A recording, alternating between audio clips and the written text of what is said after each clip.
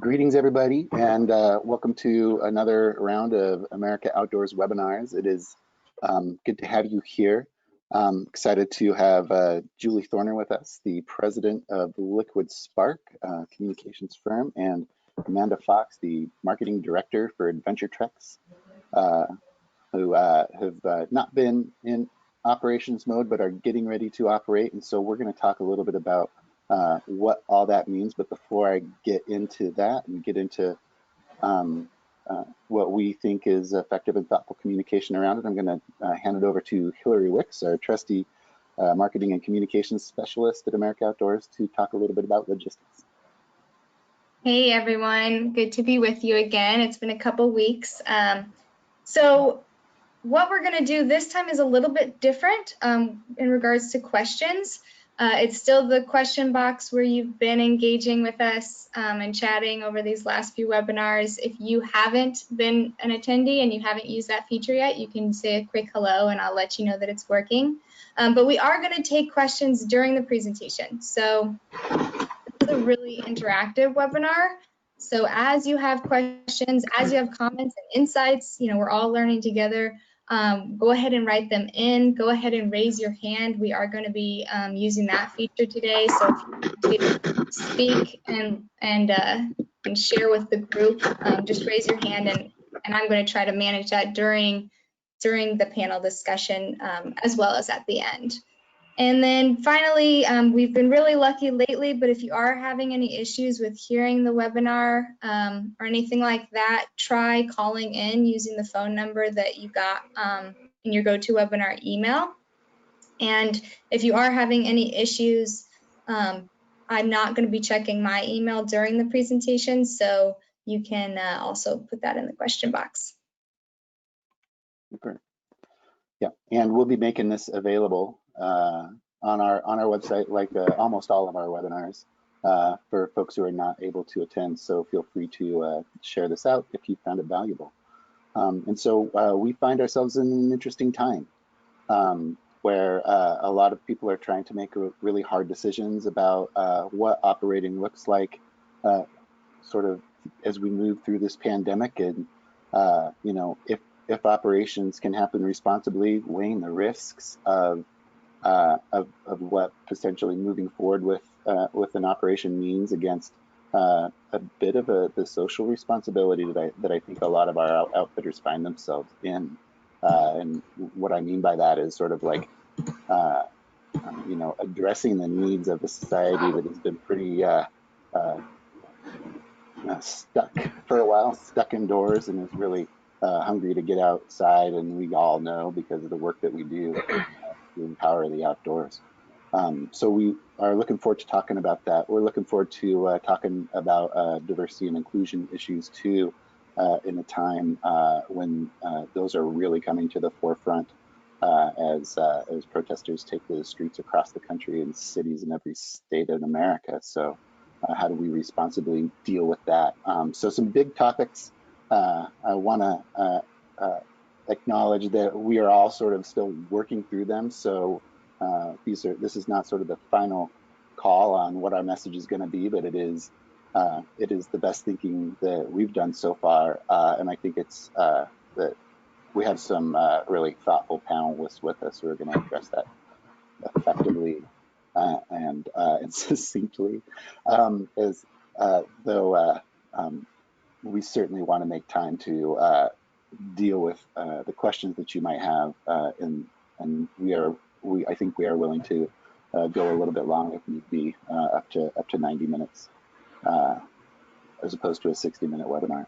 So that's sort of the groundwork for what we're going to talk about here, and I'm going to go ahead and turn it over to Julie Thorner, who's going to kick us off with some thoughts and ideas as she's been engaging with her various clients. Julie? Thanks, Aaron. Hi, everyone. It's great to be here. I wish I could see you all. I can see names, but thanks for the invite to come and chat a little bit about some messaging strategies. As Aaron mentioned, we're dealing with this with our clients and have been for some time now. Some of you might be on our email list and have seen some of the e-newsletters that have gone out every couple of weeks about how to handle the COVID situation in terms of your businesses opening. Some of you are open and some of you are not. So I think a bunch of people do know me. I run Liquid Spark Marketing. It's an adventure, travel, and tourism marketing agency. Been doing it for a while.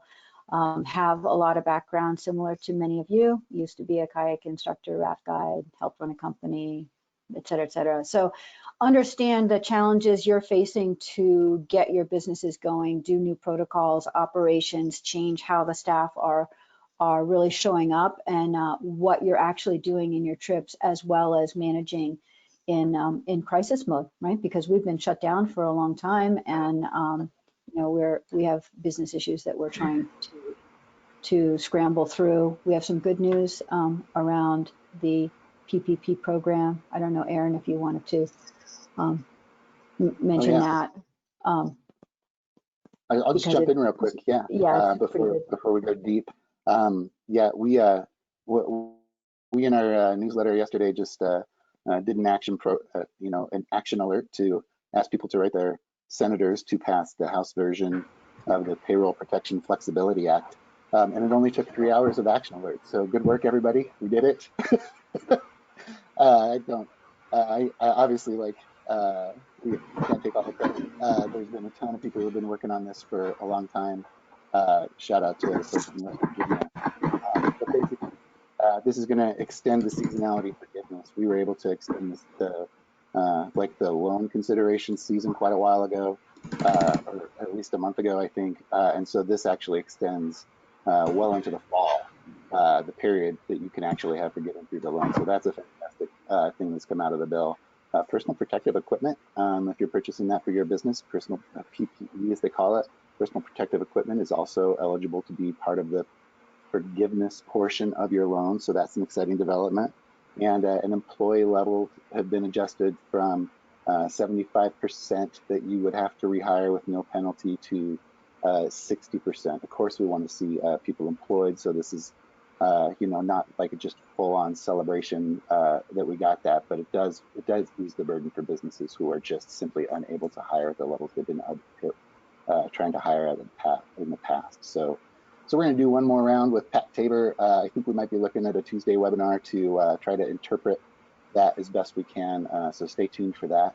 And that's not the whole topic of this. So that's just sort of a quick shout out. Thanks, Julie, for circling back and reminding me to touch on that.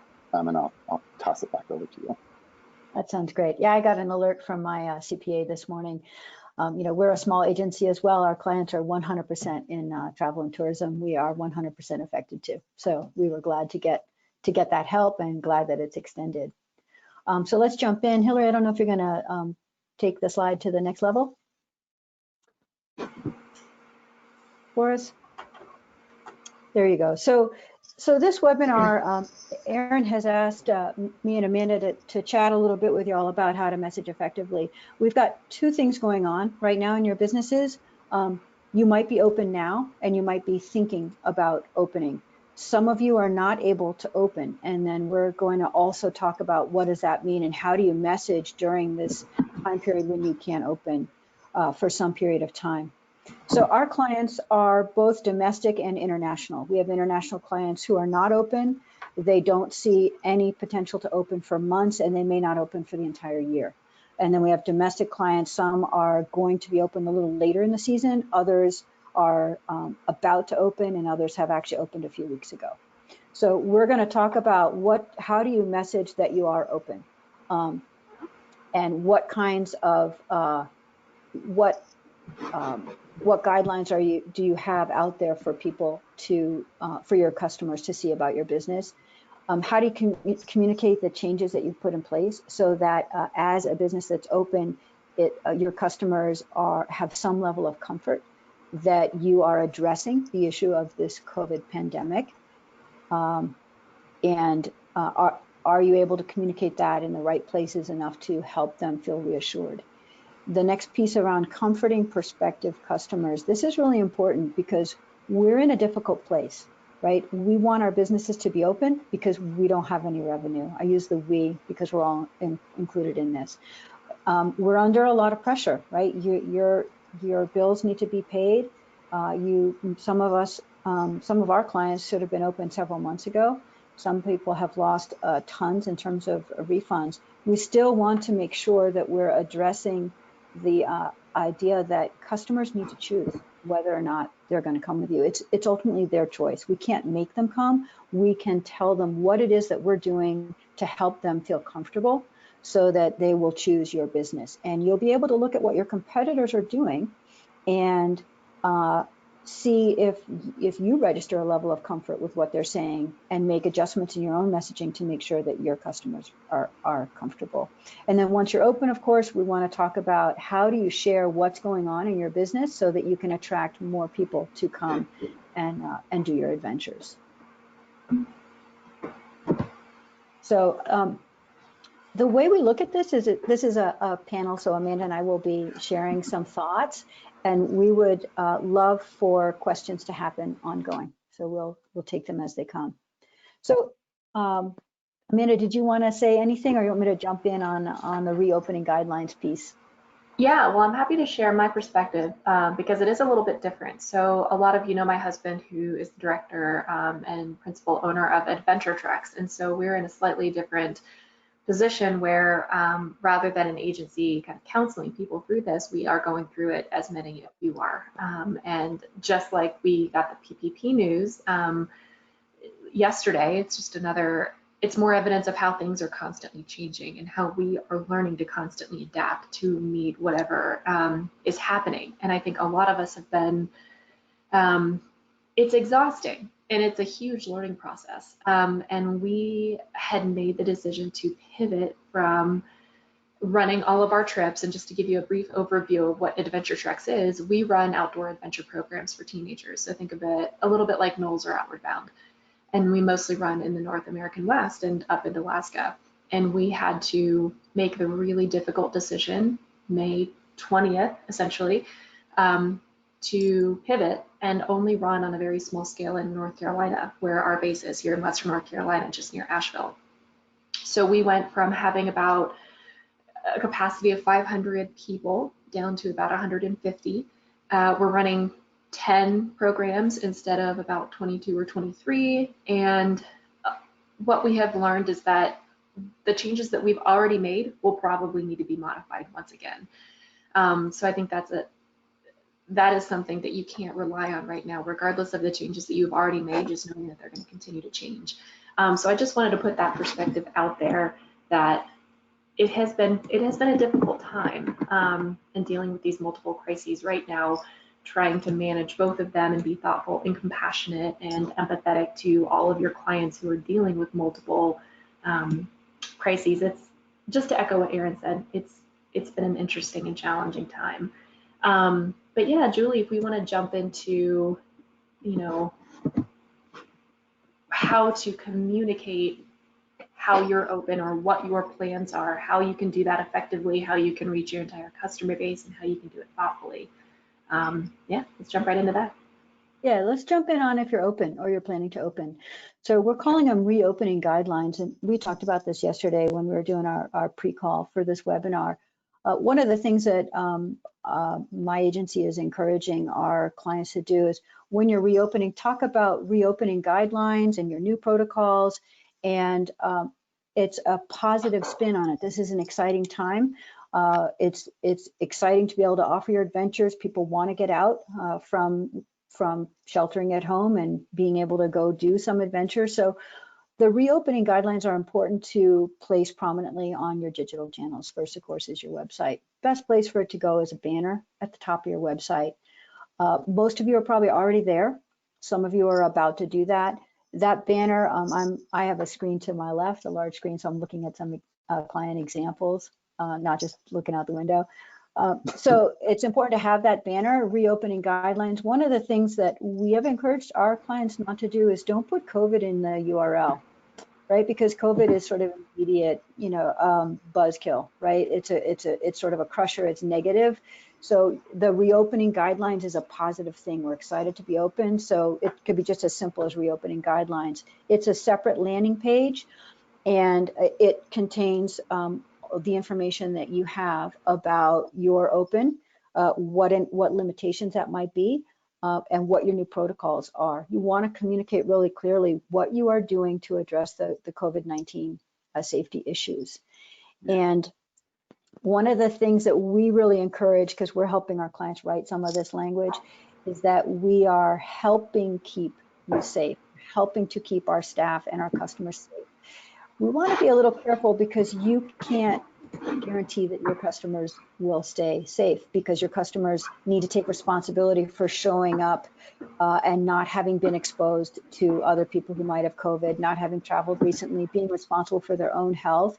So our job as adventure providers is we're helping to keep you safe. We're following the guidelines that are established by the CDC or your own local governments and authorities. Plus, you're using your own brain power, because we know the adventure travel industry is filled with really smart people. So you're looking at what is it going to take for your family to feel comfortable traveling, for example, and those are the kinds of protocols that you're putting in place.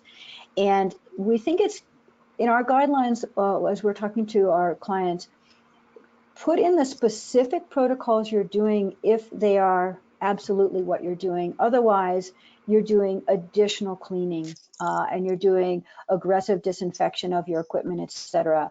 But if you're going to put in that you're cleaning your equipment every single hour and you miss that, you miss it one day, or a customer comes and sees that you didn't do it every hour, you're opening yourself up to problems. So write in there what you feel is enough to help a customer feel comfortable, but gives you a little bit of room in case you're not meeting exact specific descriptions of how you're doing your new protocols. Yeah. So you've got the banner on your web page, right? Then you want to be, of course, talking about that in all your digital channels. For us, that's your website. That's your email program. If you don't have a regular email newsletter, now's a great time to offer one up.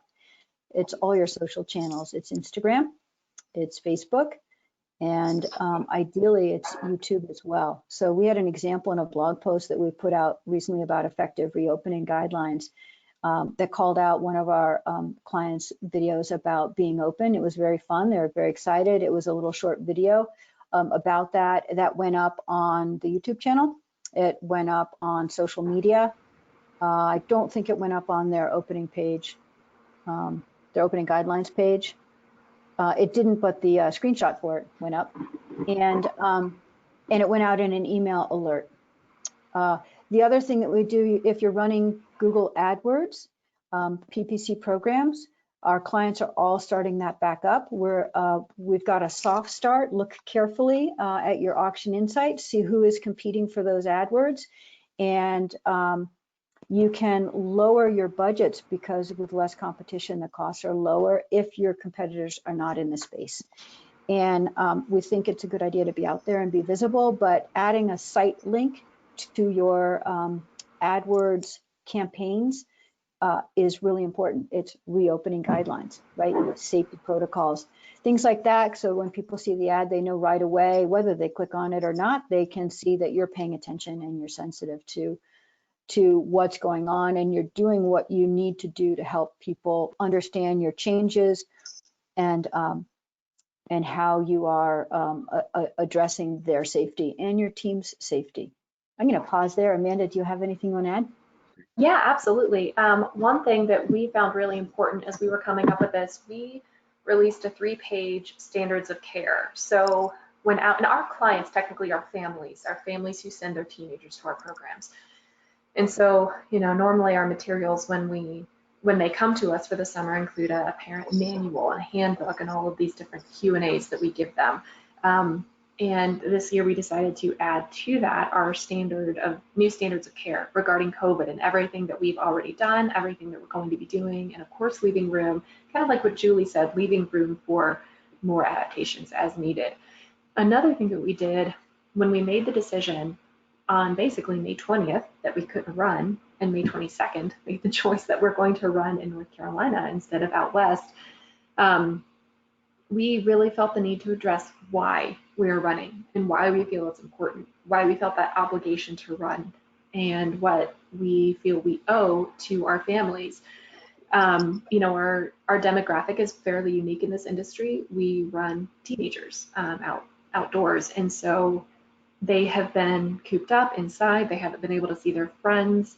They have been out of school. A lot of schools don't know that they're going to open this fall, and so there's so much uncertainty around this. And so we used a lot of resources and did a lot of reading on the mental health and the anxieties and a lot of that information surrounding kids, and basically since January and February.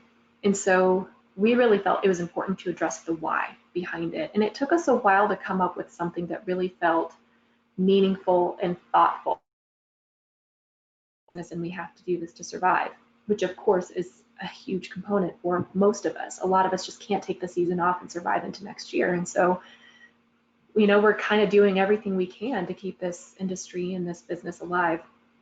So rather than just rely on that perspective, we kind of dug a little bit deeper and really gave a heartfelt message out there to families to talk about why we're doing this, why we feel it's important, and how we feel that the benefits of running outweigh the risks of running, because we're all in the adventure industry and risk is a part of what we do. We teach our students about reasonable and acceptable risk, and so we're able to actually tie that back into our philosophy, which all of us can relate to, and I thought was a really important message to keep in there. That's great, Amanda. Yeah, and I think just one really important thing I have learned is, you know, a lot of our demographics include researchers and scientists and doctors who have really been heavily involved in this pandemic. And so we know not to BS anybody. We accept what we don't know and we acknowledge it, and we admit what we don't know, and we share what we do know. Sharing the American Camp Association guidelines and the North Carolina Department of Health and Human Services guidelines, both of which we have to follow in order to operate here in North Carolina. And so that's been pretty important for us to stay informed on what's happening in North Carolina specifically, not only with the data about hospitalization or deaths and infection rates and everything like that, but just making sure that you are absolutely informed and keeping in touch with what your local government and your local health department is doing. And just making sure you're communicating that to your clients so they feel comfortable and comfortable enough to go with your company because you're doing all the right things and you're doing what you can. That's great. I'm curious if we could talk just a little bit about the reception that you all have seen from that. Certainly for some folks who are opening up, there's plenty of demand, right? People definitely want to get out there and want to have these experiences again. But there's a class of people who I think are very concerned, let's say, to see people letting their guard down a little bit and allowing themselves to feel normal again and think that there's a risk to that. So has there been blowback, I guess? And conversely, yeah, I'm kind of hoping that the reception has been mostly positive. What does that positive reception look like? Our reception has been overwhelmingly positive. Of course, we've had some cancellations from families who don't feel comfortable sending their kids. One of the major guidelines for Adventure Treks is an adventure travel company, but we also fall under the umbrella of summer camps, even though we don't operate like a traditional summer camp.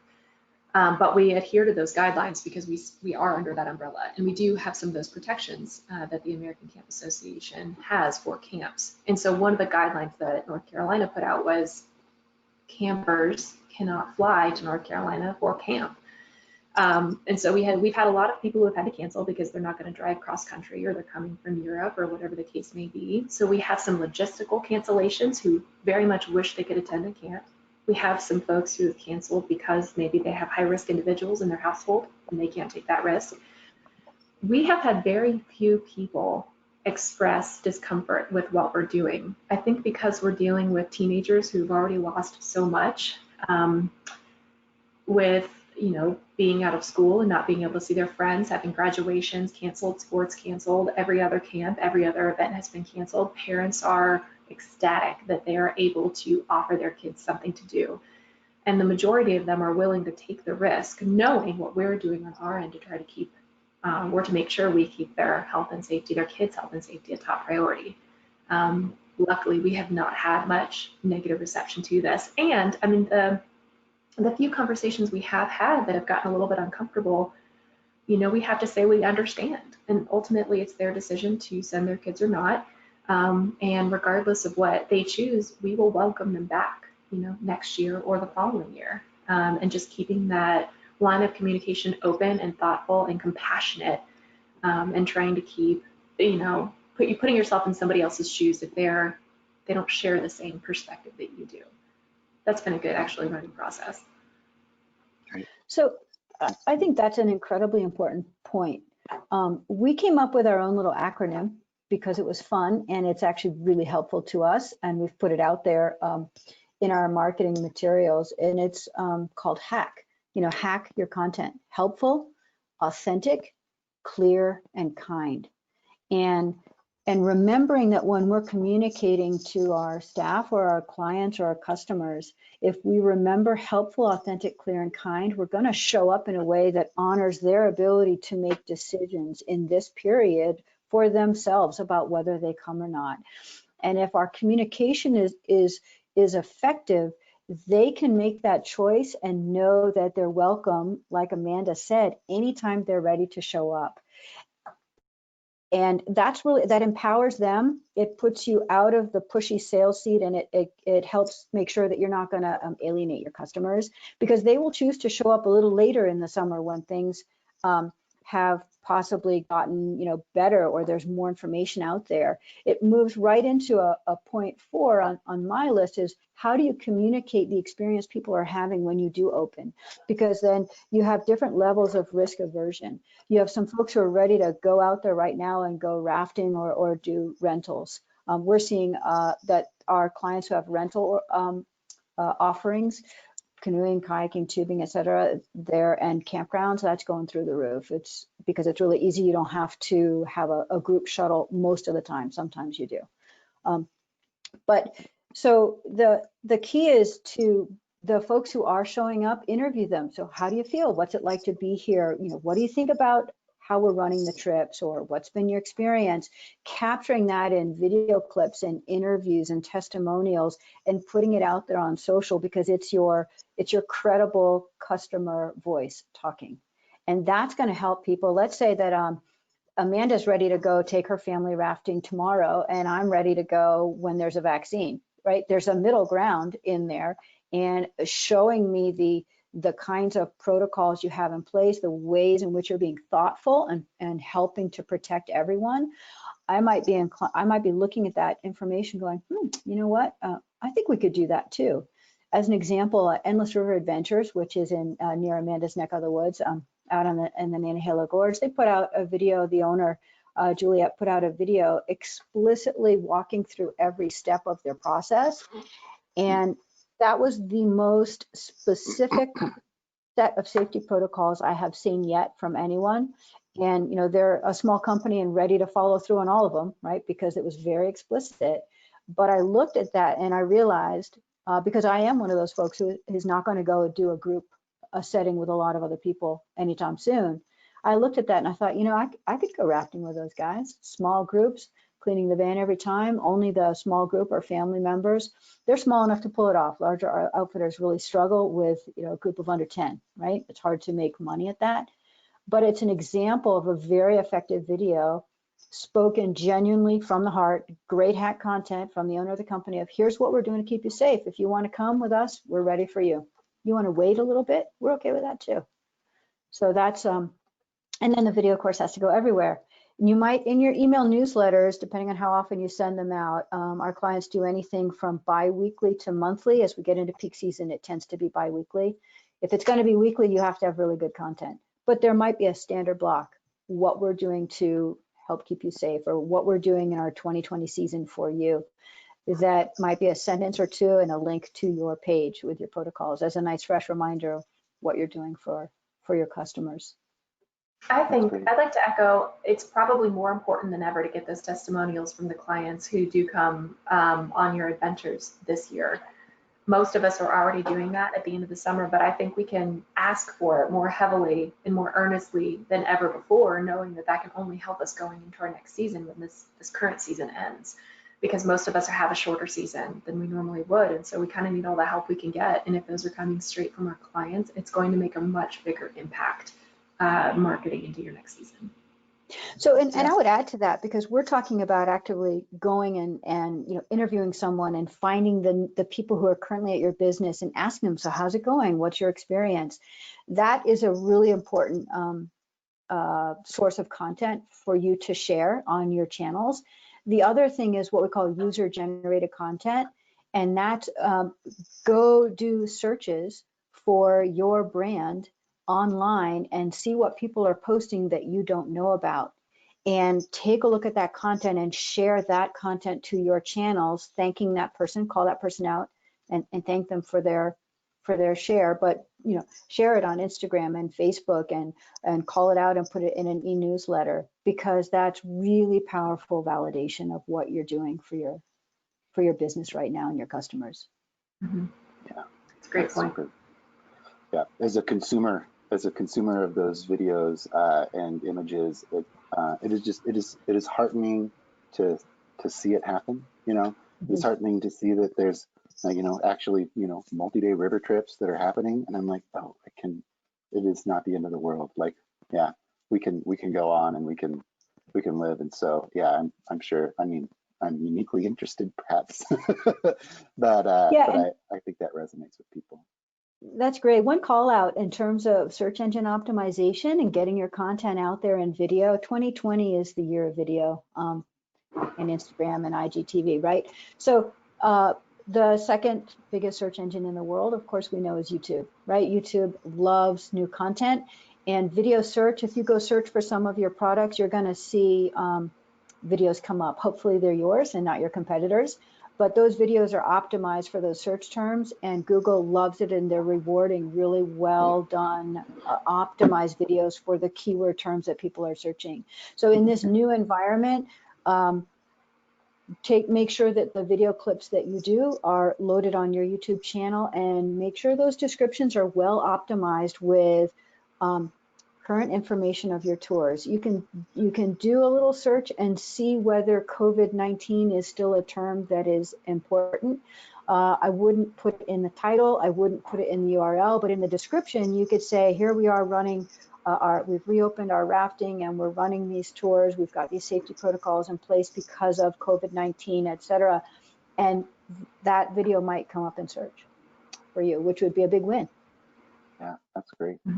I'm watching the time tip like TikTok away, and I want to make sure we touch on a couple other things before we open it up. So I apologize, Julie, if I'm jumping through your bullets. Like, feel free to circle back. Great. But we're doing, our focus so far has been like, how do you communicate that you're operating? How do you connect well, and how do you paint your operations in a positive and responsible light?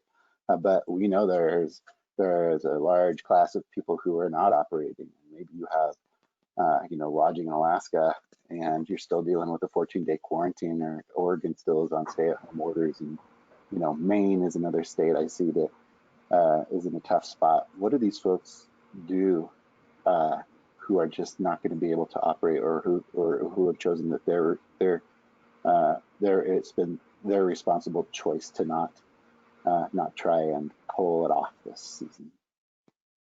Yeah, that's really important. We've got a few clients in that boat as well. They're not open yet, and there's a good chance that they're not going to open because of the season. So the key is to keep your brand visible. The key, and you make sure you're communicating why you're not open. If the borders are closed, the state is closed, etc. It's not that you don't want to be open, you want to be, but there are important reasons why you can't open now, or you feel that the safety issues are too great, the risk is too great, and you're not willing to put your customers and team at risk. That, of course, is great hack content: helpful, authentic, clear, and kind. You're taking care of people, you're demonstrating we also like to talk about warmth and competency. So I can give you a couple of examples of what our clients are doing who are not open. They have ramped up their proactive content about their products and services and educational content or inspiring content to help people understand, get benefit from the client's knowledge about the things they're doing, their products or services or tours that the customers are interested in and can't do yet. And I'll give you two examples. We have a client in Baja, Mexico, and they closed early, and they don't usually open anyway in the summer, but they happen to be a big sustainability eco-adventure ranch. So in addition to adventure sports that are there, it's ranchocacachilas.com. They are they've been creating a how-to gardening series of videos because they're actually, the ranch does a very strong organic and permaculture type gardening program. They do farm to table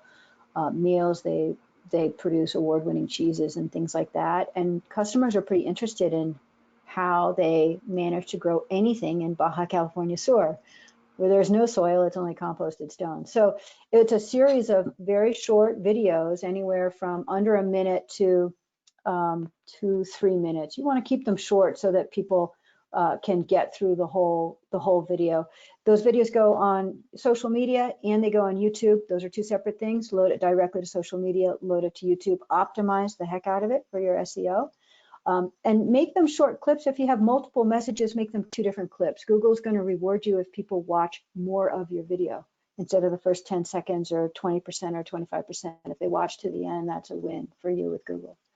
So that's what one client's doing. We have very high engagement. It's great information. It's helping people figure out how to do their own gardening because they can transfer it to their skills, in different parts of the world. And it tells the sustainability and community story of that particular property. Another example is a Peruvian client who is not open, and as you know, Peru's in a difficult place with COVID. They have launched something called Inca Talk TV, live TV, and they are sharing all about the Inca culture and different clips that are very detailed about Inca language, Inca customs, Machu Picchu, a particular trail, different kinds of lodging, and it's wildly successful. None of their staff are working because they're 100% closed on actual tours, so they have an opportunity to create more content. It's very, very well received. You can go check it out, Alpaca Expeditions on Facebook, and they're producing their show, as it were, Tuesdays and Thursdays. We did the research, what's the best time of day for their customer base, and how often should it be done, has to match with what their what their team's abilities are. Another example is our Malaysian client also completely shut down. None of the staff were able to do their regular job. So there's an entire team involved in making terrific content that runs a gamut from gardening in the jungle to hygiene to immune system information and why kids digging in the dirt's a good thing, to what to actually wear rafting. That's a classic thing that a lot of first-time rafters, they don't have a clue. And sometimes in our operations, we're so busy, we can't stop to create that really good content that helps someone understand what do they bring or wear rafting. So they have a really fun video that starts with people not even in the raft or close to the raft, they're coming out of their house. Anyway, there's lots of fun ways to do it. I'll pause there because that was a fair bit of information. Amanda, you wanna say anything on that? No, I think that's great. Part of, I think, what everybody needs to do if they haven't already, and if you're not going to run, is making sure that you know which channel engages your audience the most, and really utilizing that channel. If it's the older generations who spend more of their time on Facebook, really putting a lot of your content there and drawing them in. If it's a younger generation who's mostly spending time on Instagram like ours is, we ask a ton of questions and we do a lot of polls, and a lot of it is just that quick hit stuff that's only up for 24 hours, but it keeps you fresh in their mind, especially if you tend to have a company that gets repeat customers. I know somebody that I know in the outdoor industry that personalizes trips to national parks. One thing we had talked about doing was renewing our annual photo contest. And so putting up those kinds of things that people can contribute to. And if you don't have the knowledge or the time or the skills or resources to be able to put out this content, like those 2 to 3 minute videos, really soliciting from your long time or the people who really care about your company and getting them to help with that user-generated content, I think can be extraordinarily helpful. And just doing things that you might not do, like that photo contest. Maybe you normally do it in September, and maybe you want to do it now to get people more engaged with your brand if you're not running. Just rethinking what you normally do and seeing how you can just, again, adapt. It's all about adapting right now. And also just a reminder that any content you create, we have a rule, it has to be used at least 3 different places. So you should be leveraging that content across all your digital channels. We just did a blog post on how to take live videos and make sure that you're saving those, downloading those, and you're able to use those again and make them work for your brand. So that's useful to check out because we find a lot of folks, clients, companies and brands out there have great videos that they do, live videos, and then they're gone and they're not using them and leveraging that wonderful content. So that's really important. I want to give everyone just a chance to sort of say a couple more things if you would like on this topic, and then give us a chance to have a short exchange around diversity and inclusion. So, Julian, and we'll come back as people ask more questions. But you want us to say something, or are you getting questions? Well, I'm asking you, Julie and Amanda, if there's anything you want to make sure you get across, really on like operating, in the environment we're operating in, and then I want to, before we dive into questions or insights from others, unfortunately, we do have a lot to talk about. So I do want to make sure that we all sort of address diversity and inclusion before we open it up to questions. Okay. So I just wanted to make one comment that we find that a social media and email calendar makes all the difference in the world. We do annual calendars, and then we dive into month by month. That's going to help you stay on track, especially with social media. They should all be integrated. The content you're posting in social should be leveraged in email and should be reflected on your website. But it helps you as you're trying to think of things to say and be organized about the kinds of topics that you want to cover. If you can lay that out in a calendar that goes week by week and has themes for the month or themes around different parts of your business you want to talk about.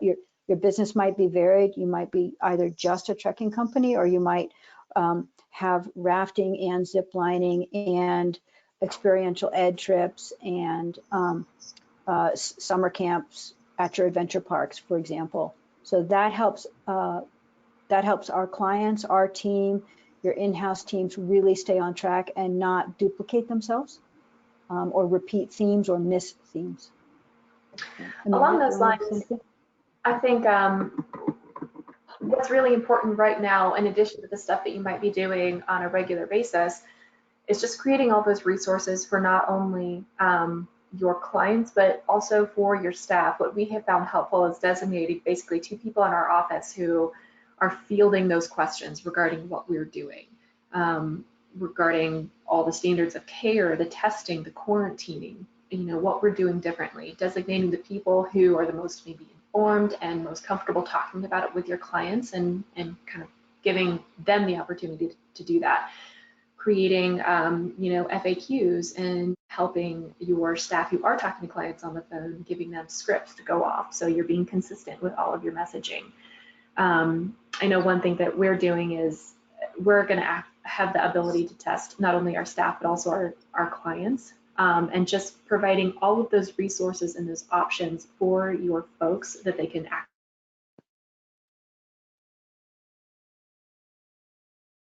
Giving all of those resources that you possibly can. We just lost those last 10 seconds, Amanda, or at least I did. Oh, yeah.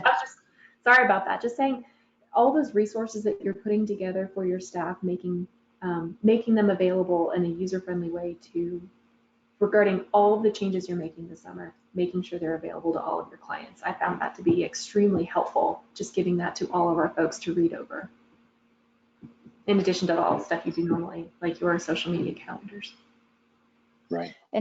I'd like to put one plug in for some diversification and sort of expanded thinking. Y'all are probably doing it anyway, but we've got some clients who are really focused on, well, what else can we do?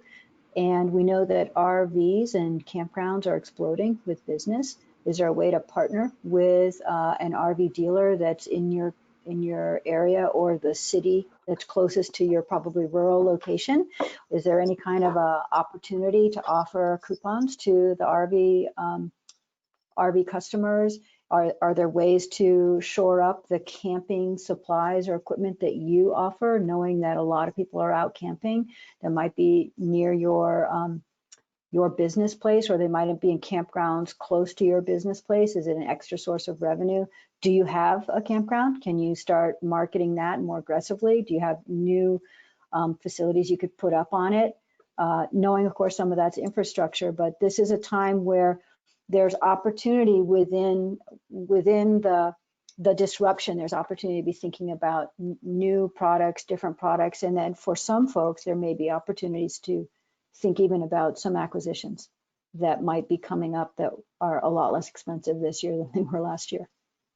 I think that's a great point. Yeah, looking for those opportunities. If you don't normally run programs in the fall, maybe this is the year that you figure that out and you extend your season, or maybe you rent out instead of, if you had a bunch of groups cancel, maybe you look for those big, people who need conference space or whatever the case may be. But may not be your typical business year, but there are a lot of opportunities to be found in how you can use the resources that you have. And Amanda, you did that because you moved all your stuff to North Carolina for your trips. Mm-hmm. We have a client who's just canceled all the multi-day trips in Alaska because the insurance is just through the roof, and they're not enough to support that level given this disruption. But the day trips and the campground are going to be going full steam ahead. Those are really good points. Some folks face constraints in that front because of the requirements of their permit. So I would just throw out that America Outdoors is actively working on trying to get more flexibility, as a number of state associations or rafting associations are. So yes, to pivot a little bit and talk about diversity and inclusion. I wasn't necessarily thinking that America Outdoors was the voice that needed to be heard right now, right? As so many groups are going through such a struggle. I recall a number of years ago, I was working at National Outdoor Leadership School and talking with our diversity and inclusion leader, who was talking about the choices that people made. And so this is sort of, in the heady times of the 2 years ago. And the deal was for her, she was a person of color. She was making her decision on where she was going to take a trip or who she was going to go with, depending on how well a company expressed their position on diversity and inclusion on their website, right? So was it in their mission, for example? And so that stuck with me, that it actually matters what you say if it's important to you to have diversity in your program. And in light, and then we all saw George Floyd die. And that's changed a lot of what we're dealing with now. So in light of that, is it important for a company to express tolerance in a certain way? And if so, how? And how do we do that as a predominantly homogenous industry, right? Predominantly white industry, at least those of us who are members of America Outdoors sound authentic, as one of the letters is in hack, right? And possibly even be accommodating to folks who haven't traditionally found themselves to be well represented or comfortable on our trips. Who wants to tackle that one first? Oh, I got lots to say. loaded. So, Amanda, do you want to go first? Julie? Go ahead, Julie. So we're, my team we're in extensive conversations around this. We actually have been for a while. If you go to our website, you'll see we've tried really hard to bring in diverse images. We try very hard for our clients to bring in diverse images. It's hard to do when when their customers aren't showing up. They don't have a lot of diversity in their customer base. And it's something that we feel strongly we want to be a part of helping to shift. For us, what's going on right now, I was talking with the team the other day about, well, it was Tuesday, Blackout Tuesday, about, the Black Square, this is something we should do, etc. It was a well-meaning initiative that backfired because it ended up drowning out the voices of people who really did need to be heard, because it was all hashtag Black Lives Matter. And so it was a positive intention that had a negative outcome in many ways. So what we're looking actively at what we can do as an agency to try to be part, to listen in the conversation and be part of a solution and be a part of helping this industry become more diverse. And I think the clearest thing for us in messaging is we will put out some kind of a statement. We haven't done it yet because we want to be real careful, because we are all white. We are all privileged and educated. We live in remote areas far from urban cities. And so we're not directly experiencing that disruption. But as Dante said, the hottest places in hell are those who on the basis of neutrality, do nothing. That's sort of paraphrased, right? So we feel it's time for us to do something. And one of the first things is to reach out, we think, to diverse adventure groups and listen and ask, how can we show up? How can we be helpful? And so we think that's really important. So, and we think that our industry, that each of you runs your own company, you all have your own belief system. So how you choose to show up is up to you. But we are humans, we are compassionate, and we are all brothers and sisters. And we live in, we are in a current situation where existing extreme racism and inequality is completely on the surface. COVID brought it up, and then the death of George Floyd just exploded it. So so I would just encourage us to put out thoughtful statements of compassion, and we want to be helpful. And if you don't know what that looks like and can't say what that might look like, just admit it, be authentic. We don't know what to do, but we want to stand with all of our brothers and sisters, and we want to be inclusive, etc. That's what we're thinking here at Liquid Spark. Amanda, I'm sure you have thoughts. We had a similar conversation where we in our office are a privileged bunch, and we had a big conversation. Well, we've had conversations all week about it, but really starting last year, we had reached out to several organizations to help us form a diversity, equality, and inclusion statement, and we have been working on that ever since. And what we thought might be a short-term project has turned into a longer-term project as we discover that we have even more to learn than we originally thought, and we knew we had a lot to learn from the very beginning. And all of this has brought all of that back up to the surface this past week. So we did release a statement. Then we had another conversation. We released a statement on our social media, Venture Trucks did, and we're continuing to ask ourselves, okay, here are the steps we've taken so far. What else do we need to do? Because there's a lot, and we have, the action items that we want to take as a company, but we're not done listening. I think that's a huge part of it. Is we do kind of like what you said, Julie. There's a lot we don't know, and a lot we don't know how to move forward on. And that's the stuff that we need help with, because we want to do it thoughtfully, and we do want to do it in such a way that actually helps make a difference. And we certainly don't want to just put out a statement and that be it. And then, hey, this is what we did enough, and then move on from it, because that's certainly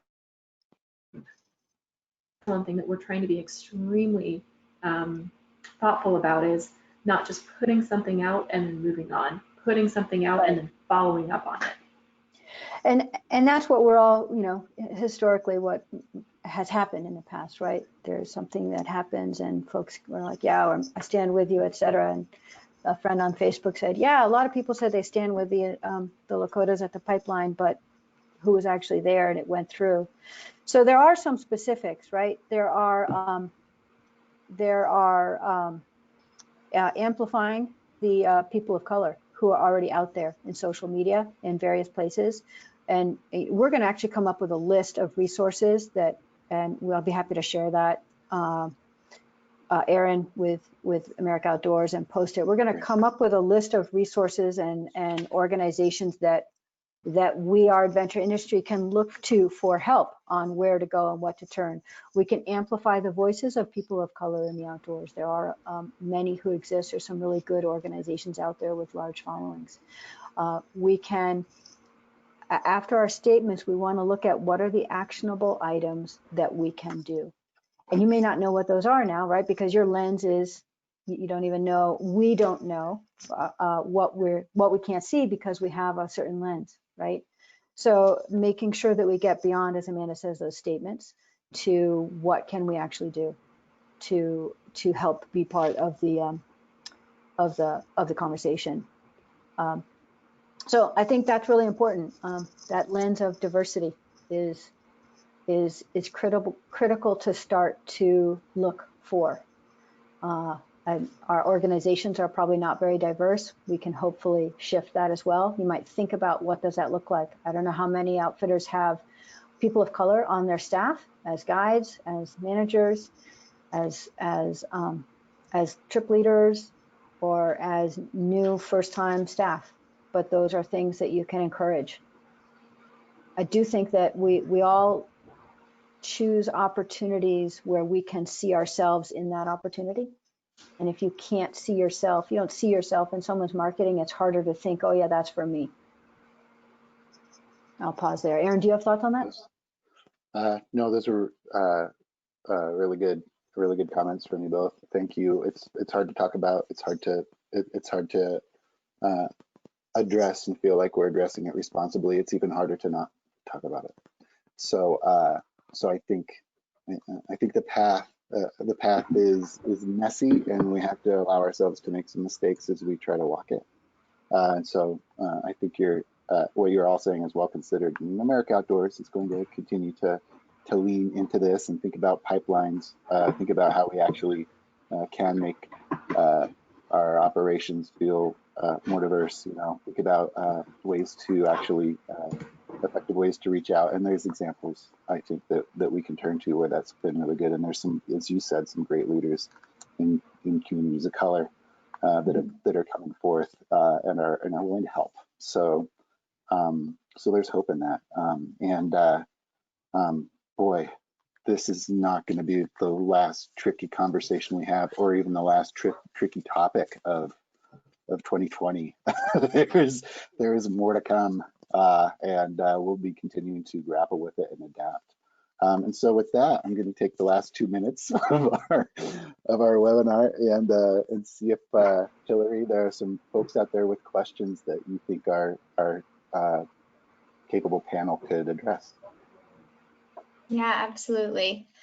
So there are a lot of questions about some of the videos that were mentioned, especially by you, Julie, and kind of sharing the links for these things.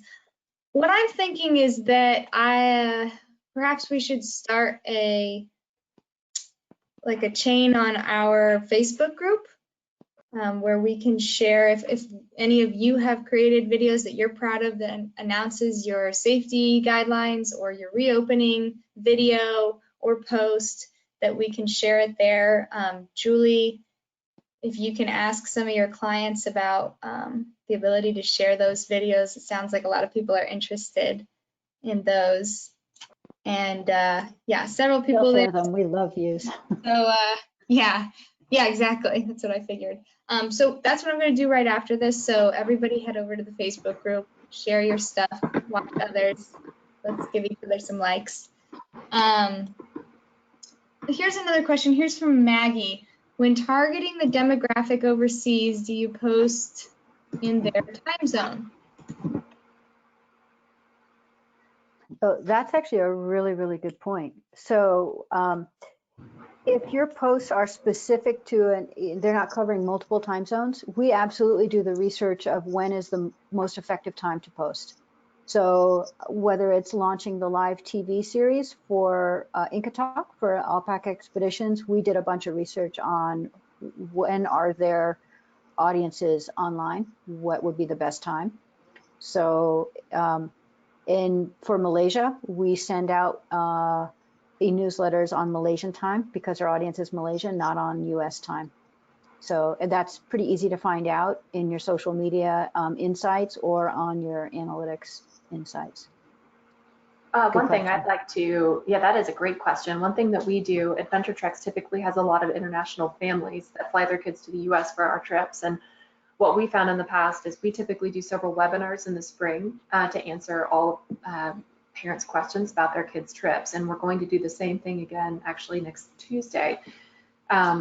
We always record those and send them out afterward for those who couldn't make it, but we also will schedule another webinar specifically for our international families. That way they can join and ask questions live. And that's actually something I had meant to bring up earlier, along with the resources. You know, if you can think of, if your company has time and resources to put together a webinar where people can come and ask questions and hear other questions being asked that they hadn't even thought of, might be a really good thing to have recorded and send out to all of your potential clients. The other thing is that some email newsletter, good email platforms will let you send the email in the person's time zone. So you can always flip that switch. Yeah, absolutely. Here's another kind of a content question. We talked a lot about communications around reopening and guidelines, but as our members plan their content calendars for the summer, which may be looking very different from what they thought it would a few months ago, I guess just what kind of content do you think is going to resonate in 3-4 weeks? How much should they continue to talk about COVID? Yeah, that's a great question. We feel strongly that we want to lead with helpful information to our customer audiences about the activities that we're offering. So if the concern on safety with COVID continues to be strong, there's an important place for a plug at some point in your digital content about addressing, again, safety protocols or things of that nature. But we do see a lot of burnout and a lot of fatigue from the COVID message and leading with a COVID story. That's why we're encouraging folks to have content that contains information about it, but don't lead with it, don't put it in the title, don't put it in the URL. So there's still a summer to be had. There's summer activities that can help families heal, reunite. There may be opportunities to give trips away to needy families who can't afford them. That would be a really nice thing for outfitters to do as part of your inclusion work, for example. But there's things you can be talking about with regard to your offerings, whether it's specifics about the river or the history or some cultural aspect or sunscreen and environmentally friendly sunscreen and what the heck really is that? And, did you know that nanoplastics are in hand sanitizer, et cetera, et cetera. We have a client who does environmentally friendly sunscreen and products like that. And we were stunned to learn what most people don't know about what's really in those products. But that might be, depending on your audience, that might be good educational content. And again, it's the 80-20 rule, right? Your 80% is inspiring, educational, engaging, related to all the fun things that you're doing and offering, and 20% is the sip, right? One thing we really did, we dug deep back into our database and reached out to a lot of our former students and families and asked them to share, the long-term families and advice for new families. And we put a lot of questions out there, and we got a ton of content, a ton of testimonials, a ton of good advice that we're going to be that we have already posted and we're going to keep posting. It's a lot of feel-good stuff. It's a lot of feel-good to balance all of the negativity that we've been living in for a long time. So that's something that's helped buoy our presence. There's Go just ahead, a question. Yeah, there's a thought that I have that should an outfitter lean so much into just like promoting the opportunity to have a real summer and sort of wholly embrace the 80%, like is I'm trying to think about the balance, I think, and the question really is, you've got this video of everybody going down a river and having a good time, and somebody comments on the video, right? You don't care about human life. How does somebody deal with a comment like that responsibly? And I don't know if it speaks so much to balance. I actually think it's like, how do you respond to people who in social media are responding in public to the choices you're making and how you present yourself with something like that? So, and that's a fantastic and heavy question, and I'm going to answer it from two fronts. What's that? I said I'm not throwing softballs. No, and this is great. You promised that you would do this, and I think this is important because on a smaller level, we have clients. I'm sure folks on this webinar have experienced someone saying something hateful on their wall or in a review, or something went wrong, and you have to respond to that. You have to respond professionally. You can't ignore it, no matter what.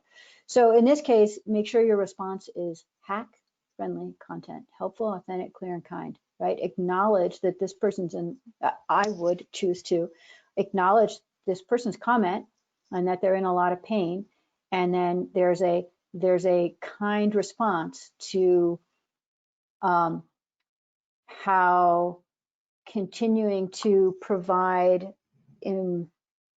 opportunities for human connection and joy and transformation, etc., and just pure fun are still important in this time and age. And I'm going to come back with a very specific comment that I found very interesting. I'm actually doing a little book study with a friend weekly. We're reading Thich Nhat Hanh's book, The Heart of the Buddha's Training.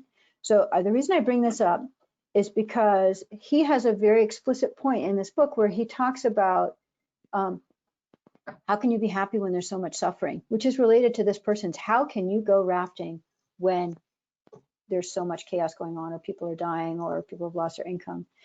And his response is amazing.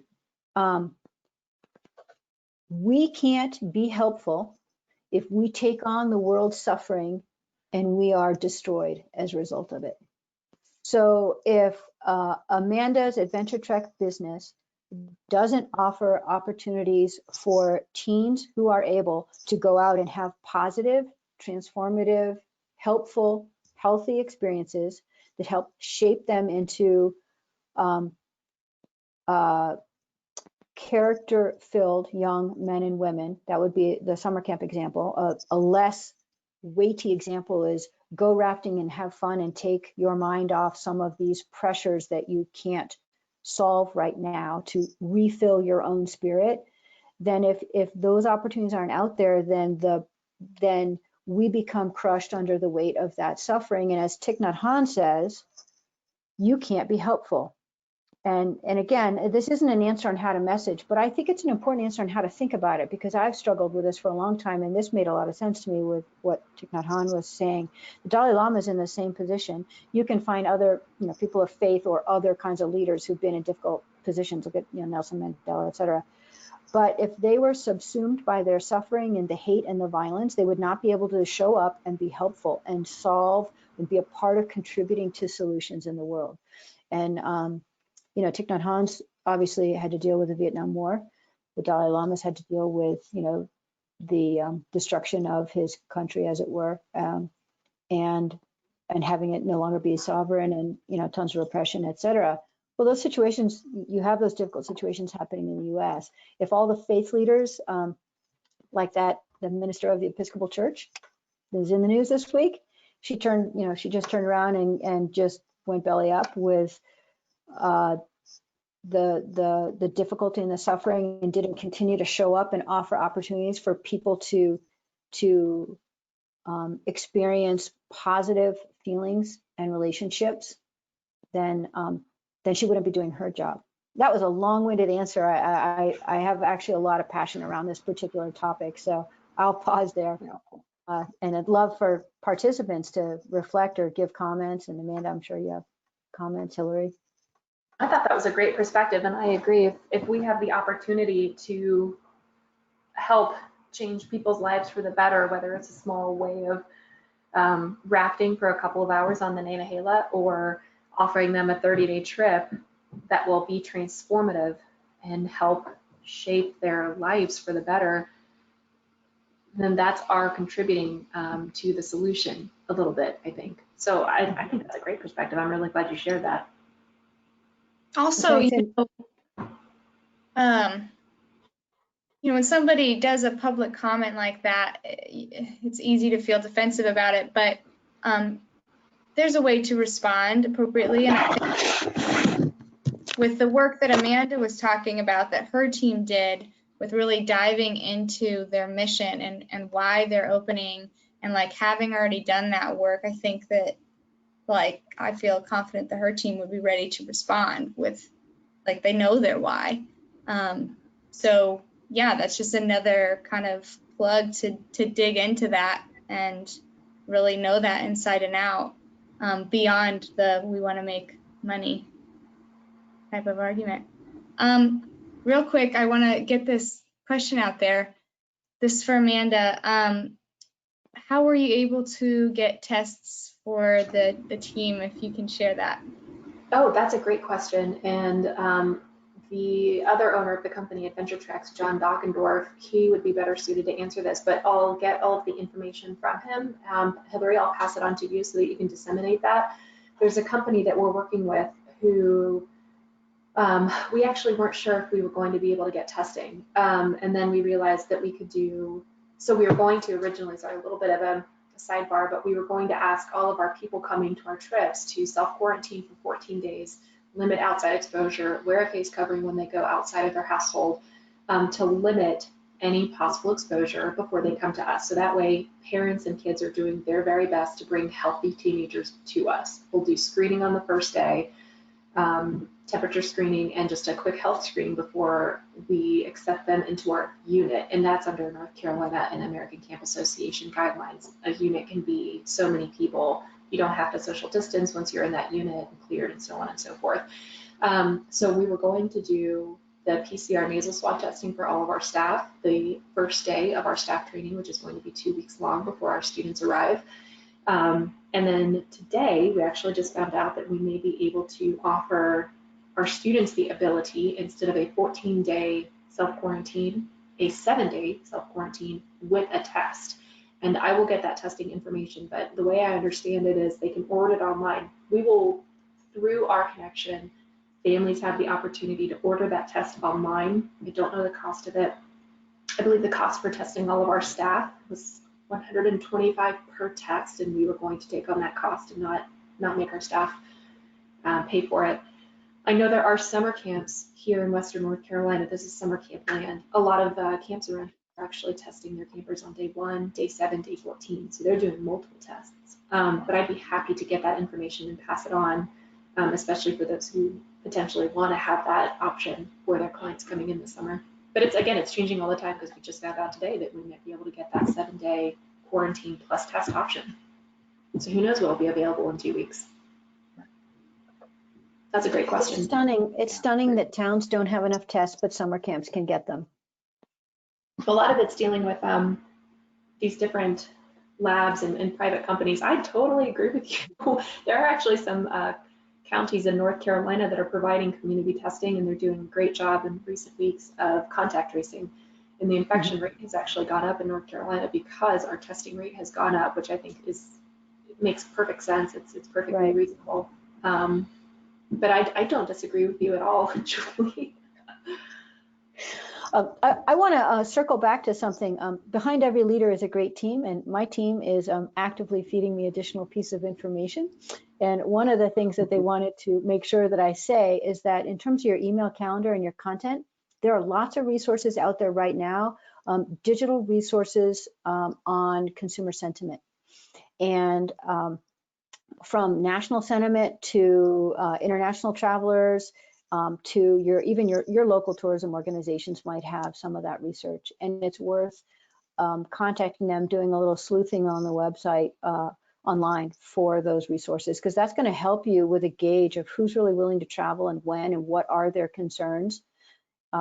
Usually they will tell you who they surveyed, whether it's statistically significant or not, and you can make some assumptions around that. But those are really good resources, so you don't have to guess what people are thinking, and you can have a better gauge in major areas of what your travelers are looking at. Yeah, totally agree. We've been sharing some of those in our monthly e-newsletter. Some of them get pretty specific with what types of activities people are willing to participate in. So yeah, and a lot of them are doing updates every week. So it's pretty quick turnaround. And then to circle back, if someone is continuing to be a bit belligerent on your digital channel, you can delete them. You can block them. We do that at times. If someone is just completely not, they're just so far out of line and it's not helpful, and you've tried to be helpful, you've tried to be compassionate and show up, then you just block them off your channel because it's not going to go anywhere. You have permission to do that.